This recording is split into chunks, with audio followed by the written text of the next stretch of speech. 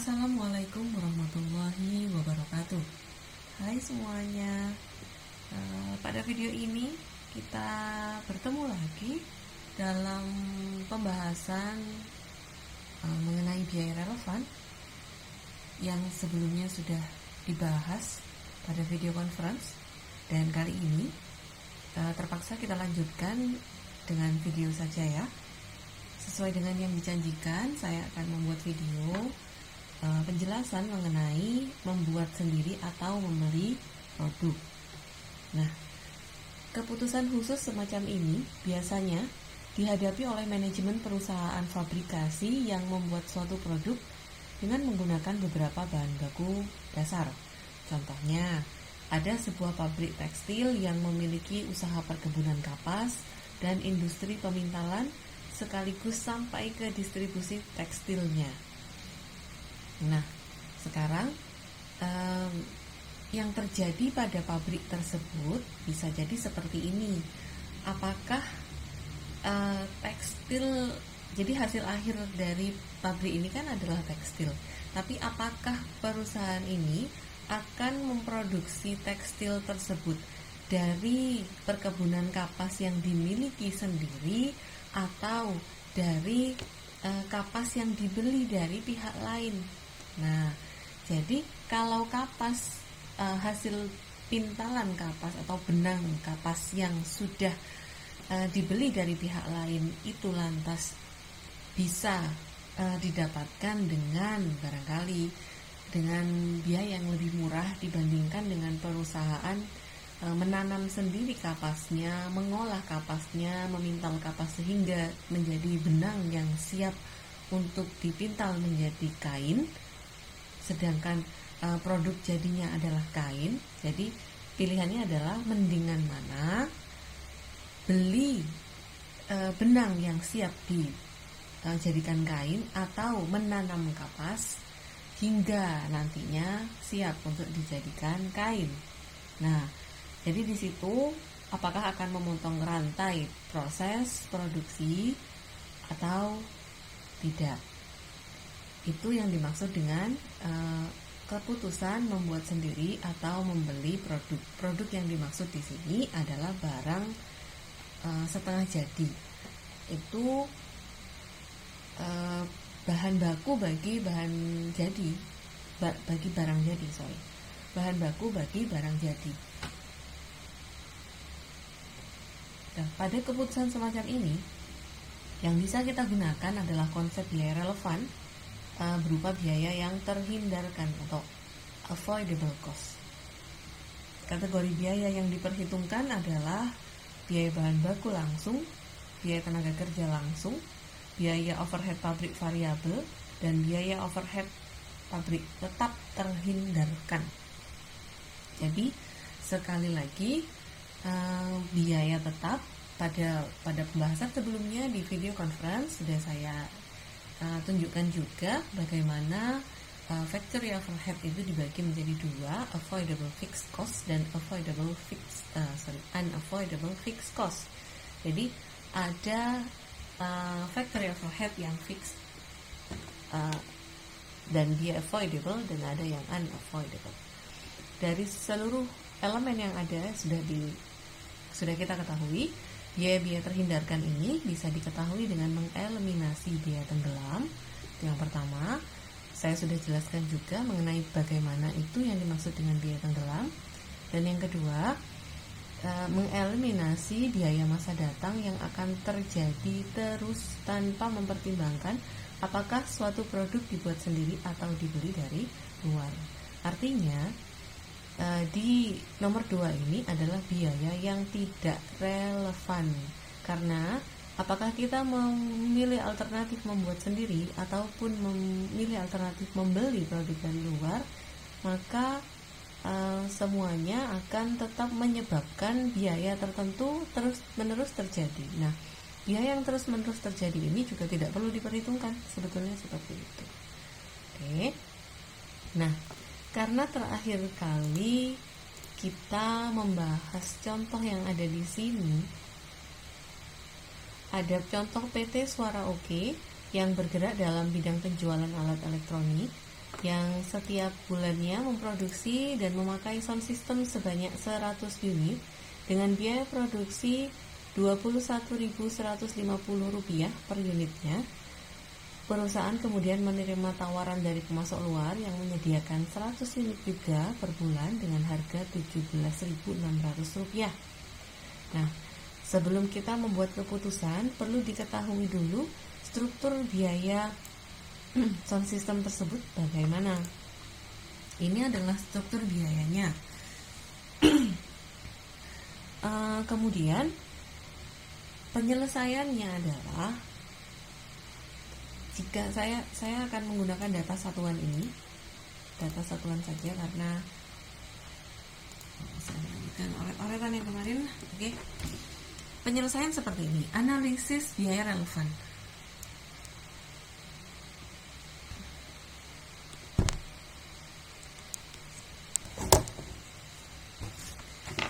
Sebentar, mohon maaf. Oke. Jadi ada analisis biaya relevan untuk membuat atau membeli.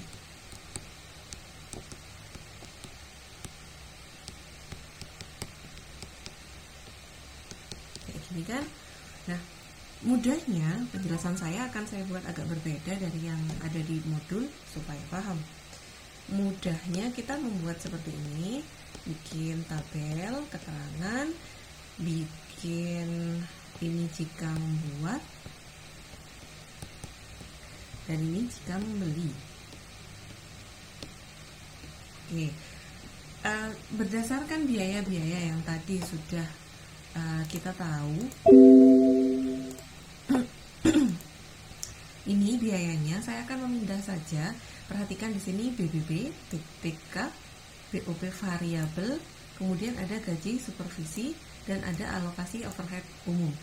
Nah, sebelum kita melanjutkan yang di PowerPoint tadi, alokasi overhead umum apakah menurut kalian perlu diperhitungkan atau tidak? Nah, dipertimbangkan dulu sekarang. Alokasi overhead umum apakah diingat-ingat pernah saya jelaskan di pertemuan sebelumnya, gitu ya. Jadi saya sambil lalu kalian berpikir, saya juga menerangkan ini. Biaya bahan baku. Oke, kalau biaya bahan baku itu apakah muncul jika kita membuat atau kita membeli? Pastinya jika kita membuat kan. Nah, jadi yang membeli tidak perlu diisi. Di sini ini semuanya rupiah ya, dalam rupiah untuk kedua-duanya. Nah, di sini saya akan menuliskan angka yang tadi saya sudah punya catatannya, Rp6.250. Nah, kemudian lanjut ke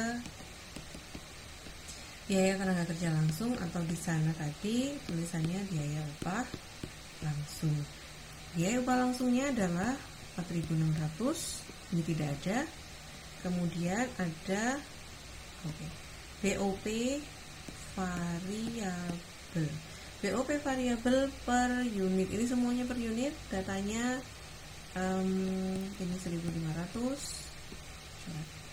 Kemudian ada biaya gaji supervisi yang supervisor yang ternyata dipisahkan dari biaya-biaya yang lain. Nggak apa-apa, itu kan tergantung perusahaan.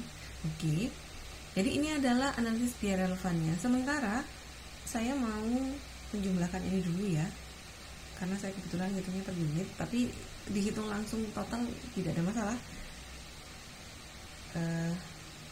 Ini tadi sama-sama per unit.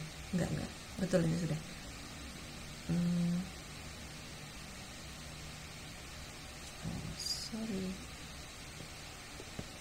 Ini aja. Oke, biar tidak terlalu panjang nanti. Kemudian di sini saya tulis harga beli di apa ya, produk. Saya nggak tahu suku cadang atau apa. saya lupa, tapi ini adalah harga beli. Kalau membuat kita tidak punya harga beli, kalau membeli kita punya 17.600. Lalu tadi ada alokasi biaya umum, yang mana itu namanya common cost. Ketika biaya umum perusahaan itu kita akan cantumkan di sini dicantumkan, di membuat dicantumkan, di sini juga akan dicantumkan, maka kan sebenarnya tidak akan mempengaruhi karena jumlahnya sama. Karena jumlahnya sama berapa? Oke, saya cek dulu deh. Saya lupa. Alokasi overhead umum itu 5.950. Ketika kita akan menjumlahkan 5.950 di membuat ataupun di membeli, maka jumlahnya kan sebenarnya akan sama nantinya. Ketika itu jumlahnya sama, maka sebenarnya dia akan terjadi pada alternatif membuat, juga terjadi di alternatif membeli, karena itu tidak relevan untuk diperhitungkan, tidak perlu diperhitungkan gitu. Jadi saya hanya menghitungnya ini saja. Jika dijumlah ke bawah, ini hasilnya adalah 15.200, yang ini adalah 17.600. Sekarang dicari tahu selisihnya berapa. Nggak cukup ya di bawahnya, saya tulis di sini selisihnya berapa. Selisihnya adalah 2.400 rupiah. 2.400 rupiah apa? Lebih murah 2.400 rupiah. Ya. Jika perusahaan ini membuat produknya sendiri atau membuat suku cadangnya sendiri dibanding dengan kalau membeli dari luar. Seperti itu. Jadi analisisnya adalah lebih baik perusahaan membuat sendiri suku cadangnya karena akan memberikan penghematan sebesar 2.400 rupiah dibanding jika perusahaan membeli dari pihak luar. Loh, kenapa kok membandingkannya saya? Bukan antara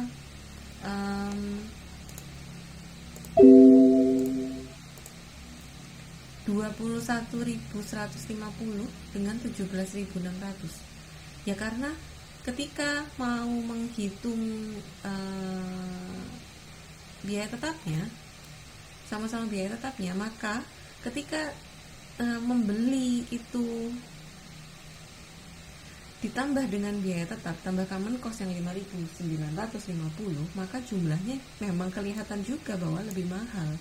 Nah, 23.550 dibandingkan dengan yang setara 21.150. Setara kenapa? Karena sama-sama memperhitungkan alokasi overhead umum. Nah, tetap aja yang lebih murah adalah yang membuat sendiri. Seperti itu maksudnya. Mudah-mudahan dengan ini pertanyaannya terjawab. Yang dari ada beberapa yang bertanya, diantaranya ya nih, ini kenapa begini. Kemudian ada lagi kok. Oke, ya ini maaf. Ini Anggita dan mungkin yang lainnya ini juga. Insya Allah pertanyaan sudah terjawab. Semoga bisa dipahami. Oke, saya lanjutkan pada PowerPoint yang satunya. Di sini saya punya soal. Oke. Suasi manufacturing harus menentukan apakah lebih murah dengan membuat 10.000 unit komponen di dalam perusahaan atau membeli dari pemasok luar di perusahaan dengan harga $4,75 per unit. Berikut ini adalah data informasi biaya atas produksi di dalam perusahaan.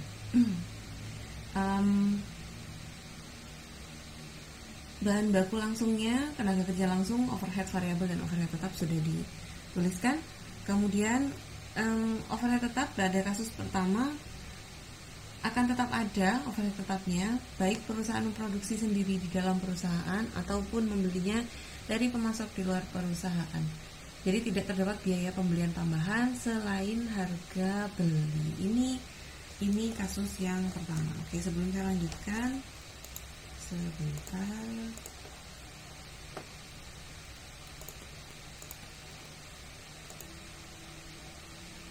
Oke.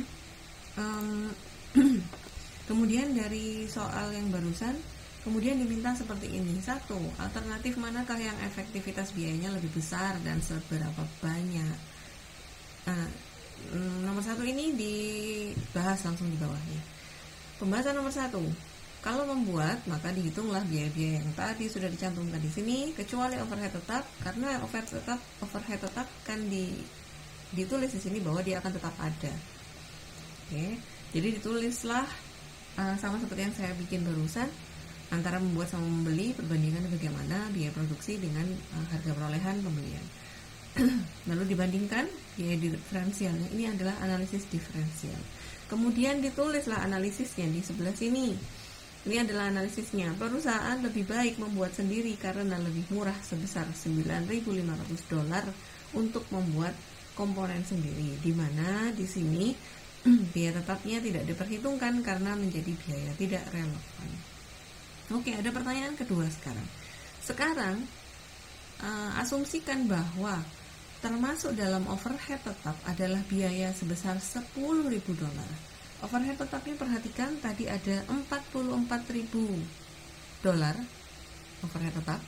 Tapi sekarang ternyata dari $44.000 itu tadi ada $10.000 yang menjadi biaya yang bisa dihindari jika komponen itu dibeli dari pihak luar perusahaan. Nah, jika kasus yang seperti ini, maka alternatif manakah yang efektivitas biayanya lebih besar dan seberapa banyak? Silakan masing-masing dari mahasiswa membuat perhitungannya, tuliskan di kertas, kemudian difoto, kemudian dikirimkan ke nanti di postingan yang akan saya siapkan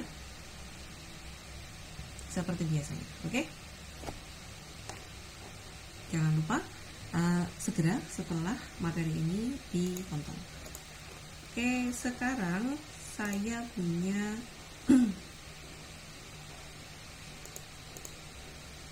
Oke, dengan itu maka saya berasumsi bahwa semuanya sudah paham dan harus paham karena memang sudah materi sudah harus selesai. Kalau tidak ada yang masih belum paham, boleh ditanyakan di bawah tugas yang nanti disetorkan di pertanyaan PM berapa ya? PM 29. Oke, nah kemudian kemarin tuh ada pertanyaan juga seperti ini. Bu, bagaimana penjelasannya untuk yang lain? Menetapkan kebijakan harga, memproses setelah split off point atau langsung menjual, memilih produk. Nah, memproses setelah split off point atau langsung menjual ini sebenarnya ada di AKBI. Kemudian menetapkan kebijakan harga ini juga ada di akuntansi biaya. Dan itu kalau dijelaskan akan butuh waktu yang sangat panjang.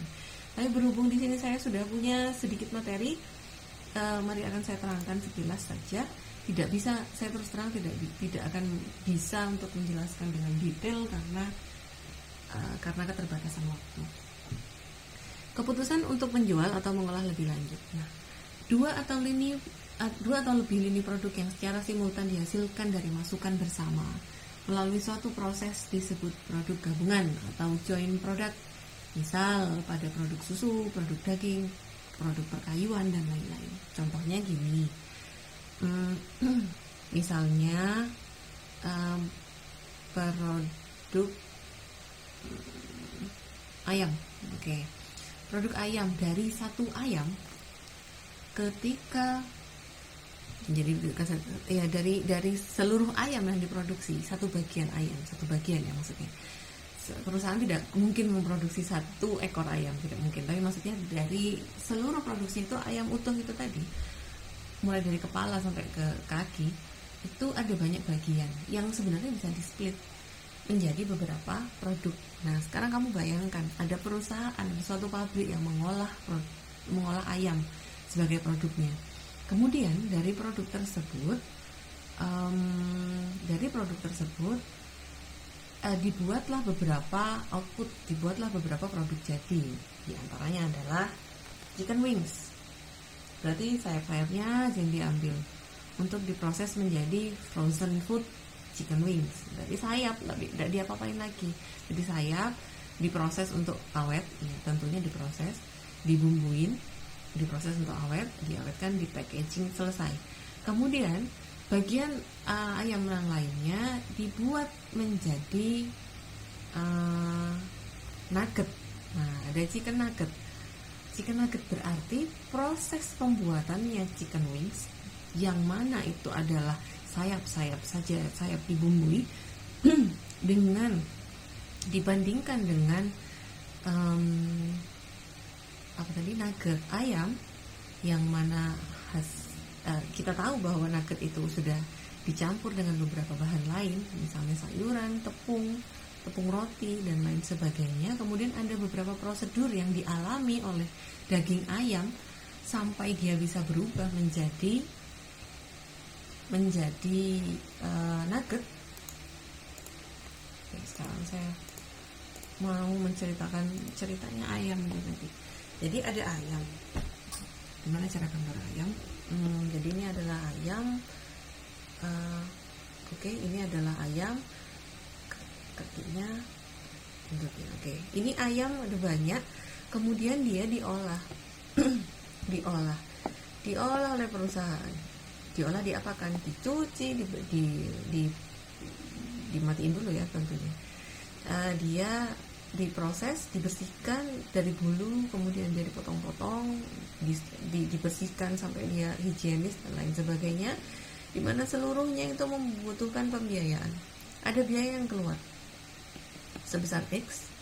Biaya apa ini? Ia masuk ke BOP, biaya overhead pabrik. Untuk apa? Untuk pemrosesan ayam, biaya pemotongan ayam gitu ya, pemotongan ayam, pembersihan ayam pertama, pembersihan ayam, pemotongan ayam.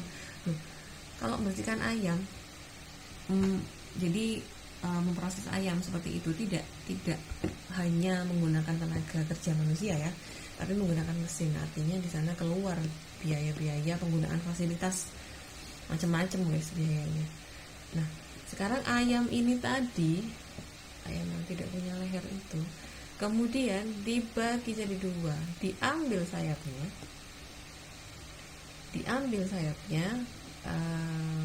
sayap ini menjadi produk chicken wings,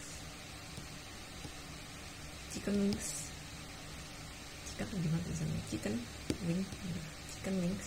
Kemudian ini nugget, maafkan saya, ini nugget, ini produknya nugget sama chicken wings.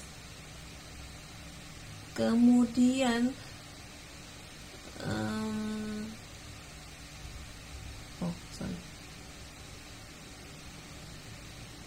iya boleh. Kemudian ada lagi yang nggak apa-apa. Ini untuk menunjukkan dulu yang namanya split of point. Nah, ini namanya split of point. Split of point atau disebut sebagai titik pisah. Nulis bahasa Indonesia aja saya keliru. Split of point atau titik pisah. Titik pisah pada apa? Titik pisah pembiayaan. Nah, misalnya di sini. Oh, saya tahu. Oke. Ini benar. Ini kan sayapnya saja. Sayapnya untuk menjadi chicken wings. Nah, ini adalah bagian dada ayam dan lain sebagainya. Dada ayam dan kawan-kawan. Oke. Nah, dada ayam dan kawan-kawan itu apakah akan dijual dalam bentuk dada ayam saja? Oh, tidak, ternyata dia akan diolah kembali menjadi nugget. Oke. Nah, begini ceritanya. Nah, pertanyaannya tadi, keputusannya perusahaan, apakah ayam yang tadi sudah dipisah-pisahkan, ada dada ayam, kemudian ada misalnya di sini ada drumstick berarti pahanya, paha pinipin itu. Nah, di sini ada chicken drumstick, itu ada dada ayam. Apakah kemudian yang akan dijual adalah bentuk-bentuk drumstick itu tadi, kemudian chicken wingsnya apakah akan diolah lebih lanjut? Nah, ketika berada di titik ini, ayamnya masih bentuknya ayamnya belum punya leher, kita abaikan saja, toh ayamnya udah mati. apakah di sini pembiayaan ini tadi digunakan bersama dan selesai sampai situ saja. Jadi ada biaya X ini tadi yang digunakan oleh apa aja? Oleh chicken wings, oleh drumstick, dan oleh chicken breast gitu ya. Jadi ada 3 bagian di sini, wings, drumstick, sama breast. Nah, kemudian ketiga-tiganya tuh sama-sama menyerap biaya yang di awal ketika dia dibersihkan dan ketika dia dipotong. Nah, biayanya itu kemudian kan sudah melekat pada produk-produk ini produk ya, pada produk-produk yang sebenarnya sudah bisa dijual. Ikan wings ini ya bisa dijual, drumstick bisa dijual, dada ayam breastnya juga bisa dijual. Nah, kemudian pertanyaannya adalah apakah lantas produk-produk ini ingin diolah lebih lanjut? Nah, ini diolah lebih lanjut seperti ini. Dada ayam ternyata jika dipertimbangkan oleh perusahaan bisa saja dia diolah lebih lanjut menjadi nugget. Kemudian meluncurkan produk nugget yang mungkin lebih diminati oleh anak-anak kecil sehingga pangsa pasarnya akan lebih luas. Pertimbangan seperti itu. Namun pada pemrosesannya chicken breast ini tadi untuk menjadi nugget maka dibutuhkan pembiayaan lain, ya kan? Butuh bahan lain, butuh pemrosesan lebih lanjut, sehingga ada penggunaan fasilitas lebih lanjut yang menyerap biaya. Lalu muncul lagi biaya X. Jadi tadi sudah ada biaya XX untuk bersama, tapi sekarang perhatikan bahwa ada biaya X rupiah yang hanya dinikmati atau diserap oleh chicken breast ini untuk supaya dia bisa berubah menjadi produk nugget. Itu ceritanya. Jadi poin-poinnya adalah ada joint cost. Di sini adalah joint cost. Joint cost ini adalah biaya bersama yang digunakan oleh produk yang menyerap penggunaan fasilitas perusahaan secara bersamaan, yang mana penelusurannya mungkin akan sulit karena dinikmati bersama. So, yang biaya ini tadi gimana caranya untuk dibebankan pada chicken wings, chicken drumstick, dan chicken breast ini tadi? Gunakan yang namanya alokasi. Nah, pembelajaran mengenai alokasi biaya gabungan dan biaya bersama itu sayangnya ada di akuntansi biaya. Ada beberapa pendekatan yang bisa digunakan untuk mengalokasikan biaya gabungan dan biaya bersama. Gitu ya, apa itu bedanya antara biaya gabungan dan biaya bersama pun penjelasannya panjang. Nah, jadi saya berusaha untuk melewati itu dulu. Yang penting konsepnya dipahami terlebih dahulu. Oke, saya beranggapan bahwa joint product barusan sudah dipahami. Kemudian ada joint cost. Nah, joint cost yang barusan yang XX rupiah. Biaya yang dikeluarkan sebelum titik pisah batas atau biaya yang dikeluarkan sebelum split off point. Split off point adalah titik pisah batas yang saya sebutkan tadi, ditandai dengan garis putus-putus. Nah, biaya yang dikeluarkan sebelum split off point adalah joint cost. Sedangkan biaya yang setelah titik pisah disebut separable cost. Yang X rupiah untuk chicken breast berubah menjadi nugget adalah separable cost. Udah gampang banget ditelusuri. Nah, sekarang misalnya ada gambaran seperti ini. Perusahaan memproduksi joint produk X dan Y. Produksi X per tahun adalah 10.000 unit dan Y 6.000 unit dengan joint cost sebesar 104.000 rupiah. Produk X dijual dengan harga 10 per unit dan Y 16 per unit. Pada split off point produk X dapat diproses lebih lanjut dengan tambahan biaya 30.000. Separable cost-nya adalah 30.000 rupiah dan bisa dijual dengan harga 15 rupiah per unit. Nah, yang perlu dipertimbangkan adalah ketika mau memilih keputusan ini, maka apakah nanti harga jualnya menjadi lebih tinggi dibandingkan dengan sebelum dia diolah lebih lanjut gitu. Produk Y dapat diolah lebih lanjut dengan tambahan biaya Rp2.000 menjadi produk A dan B. Dia di split lagi. Jadi Ini adalah pertama yang muncul, kemudian di split jadi 2. Kemudian diproses lebih lanjut, kedua-duanya diproses lebih lanjut. Yang ini juga X dan Y sama-sama diproses lebih lanjut, tapi yang X setelah diproses lebih lanjut lalu dia dikeluarkan dalam bentuk produk X. Tapi perhatikan bahwa produk Y setelah diolah lebih lanjut, ternyata pengolahan lebih lanjutnya itu untuk membuat 2 produk baru, produk A dan B. Jadi di sini proses lanjutannya menimbulkan joint cost lagi. Nah, ini bercabang dan menghasilkan produk A dan produk B, yang mana setelah titik pisah batasnya dia sudah tidak ada variable cost lagi. A sama B langsung di launch gitu aja. Pengolahan tambahan ini menghasilkan produk A 4.000 unit dengan harga jual Rp12 per unit dan B 2.000 unit dengan harga jual Rp20 per unit. Dengan menggunakan analisis diferensial harus diabaikan joint cost sebesar Rp104.000 karena tidak relevan dengan keputusan yang akan diambil. Informasi yang relevan adalah biaya dan pendapatan setelah titik pisah untuk menentukan besarnya tambahan laba. 104 di sini yang ini yang pertama.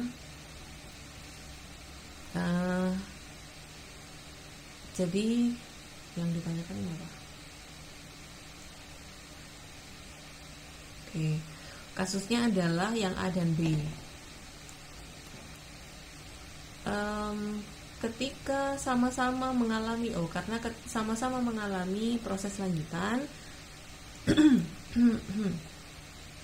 dan produk yang diluncurkan adalah XA dan B, maka produk joint cost yang Rp104.000 dianggap tidak relevan pada kasus ini. Dan yang relevan adalah biaya pendapatan setelah titik pisah untuk menentukan besarnya tambahan laba. Oke, yang saya ceritakan tadi di awal adalah tambahannya. Jadi apakah nanti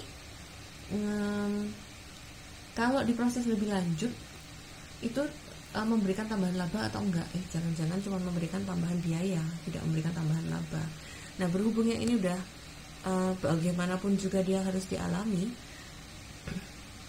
tidak relevan. Kenapa? Karena sudah terjadi di awal. Untuk menghasilkan X dan Y, ya ini tetap harus dilalui, wajib dilalui. Dan sekarang, apakah dia akan dilanjutkan ke sini atau tidak? Apakah X ini saja ataukah X ini? Apakah Y saja yang diluncurkan ataukah dia harus diproses lebih lanjut ke A dan B? Itu pertanyaannya. Analisis tambahan laba dilakukan terhadap produk X lebih dahulu. Harga per unit pada titik pisah adalah Rp10 dan setelah diproses lebih lanjut menjadi Rp15.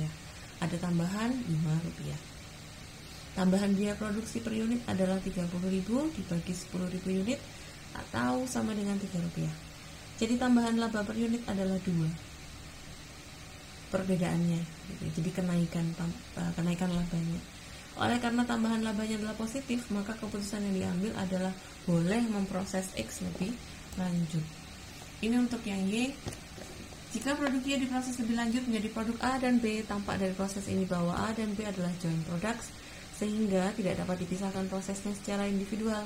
Oleh karena itu, analisis diferensial adalah mengkaji pendapatan total dan juga biaya tambahan total, baik biaya dan pendapatannya sama-sama diperhitungkan. Differential cost untuk memproduksi lebih lanjut produk Y menjadi produk A dan B adalah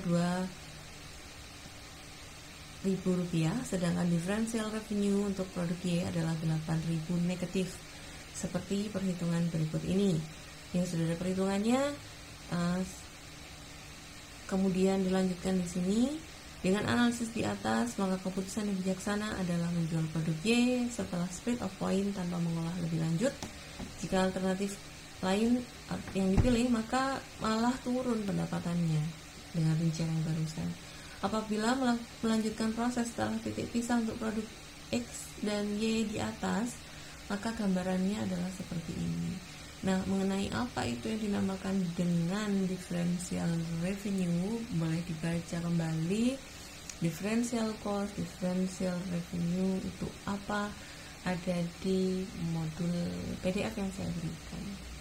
Oke, seperti itu, dibaca pelan-pelan, bisa di pause videonya untuk lebih jelasnya. Kemudian ini, dan saya harap semuanya bisa memahaminya. Terima kasih untuk perhatiannya. Saya akhiri. Wassalamualaikum warahmatullahi wabarakatuh.